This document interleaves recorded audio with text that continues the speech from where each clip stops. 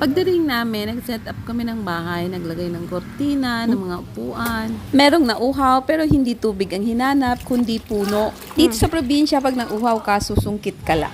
Bare house ang bahay dito pero kompleto. May preskong hangin, magandang view, at may peace of mind. Unlimited ang fresh air. Mas social pa sa aircon.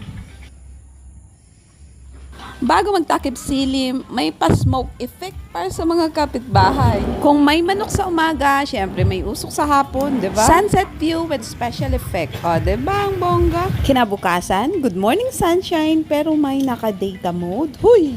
Good morning wifi ang atake habang nagpapainit. Ito ang terrace namin, overlooking view sa simpleng buhay. Hindi ito beach, hindi rin ito city light, pero ito ang tunay na ganda. Lalo na kapag peace of mind ang priority. Sa bakuran, may dalawang alpha, si Nico at ang pusa. Dito tayo sa loob, ang dating solo room ay magiging family room. Ate ko lang naman ang mga emergency supplier ng mga kagamitan dito, kaya thank you! Sa unlimited pahiram system, ibabalik ko na lang daw kapag naalala ko. Huy! Dito tayo sa dining area. Lamesa pa rin ito ng ate ko. Para may malagyan kami ng mga kung ano-anong pagkain na dumarating sa amin. Tulad nitong bangos, dinala lang yan dito. Oh! Ito yung ginagamit ng Thailand sa Pad Thai. Magkano to? 20. 20? Grabe namang 20 lang to. Wala na yung bako. Nga pala dito kami namimili. Meron dito, para siyang Tiangge, every Saturday yata ito. So, available ang mga dried fish dito, fruits, gulay, ayan. So, nandito na lahat ng mga kailangan mo. Located ito sa Barangay Plaza namin, covered court, ayan. So, malapit lang ito sa amin. Available nga din pala dito ang mga damit, ayan. So, kapag nakalimutan mong magdala ng damit, ay pwede ka nang bumili dito. Pamangkin ko bumibili ng damit ng anak niya. Pagdating ng bahay, mga lamang dagat na bagong hango, diretso sa hapag. Pinadala ito ng isa ko pang ate dito sa bahay. Hindi hotdog, hindi itlog, kundi lamang dagat ang almusal namin dito. Tinik ng kalamansi ang ating pangsungkit. Fresh from dagat. Unang kagat, ramdam mo ang dagat. Purple rice, sosyal, kahit na sa probinsya.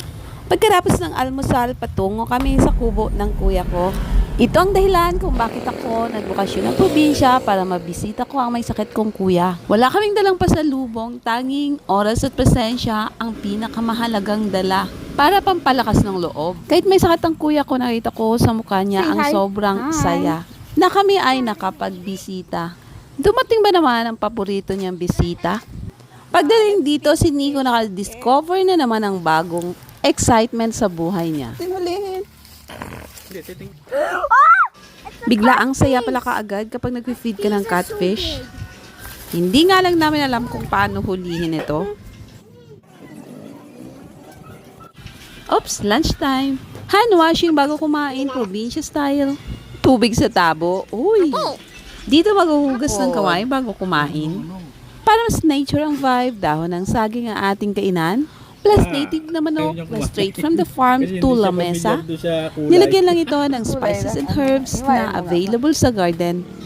Ito ang tunay na native na manok. Pinakuluan lang ito ng konting minuto, nilagyan ng spices at serve. Ang bilis, di ba? Pagkatapos ng lunch ay umuwi kami sa aming kubo. It's merienda time pero biglang may dumating na free langka. Abay, ang kasarap ng buhay dito. Maliban dyan, sini ko may dalang buko pero meron na kaagad gatas. Binigay daw ito ni kuya sa kabilang bahay. Ang sinasabi niyang kuya ay ang pinsan niya sa kabilang bahay. Bago magtakip silim, ang bahay na madalas kong tinutuluyan noon. Pero ito ang nadatnan ko, ang magandang farm nila. Nakaka-enjoy ang mga ganitong magagandang view. No? Napakaraming fresh na gulay. Siyempre binibenta yan, kaya lang, hindi maiiwasan ang pagiging generous ng mga Pinoy. Nakapag-uwi na naman ako ng gulay na upo. Ang galang, di ba? Thank you so much sa fresh na upo from the farm. Oh, sino hindi nakakilala nito? Ito ay libreng prutas na tumutubo sa kung saan-saan. Pagka-uwi ng bahay, instant evening vibe. Wala, hanggang dito na lang. Matutulog na tayo. Bye!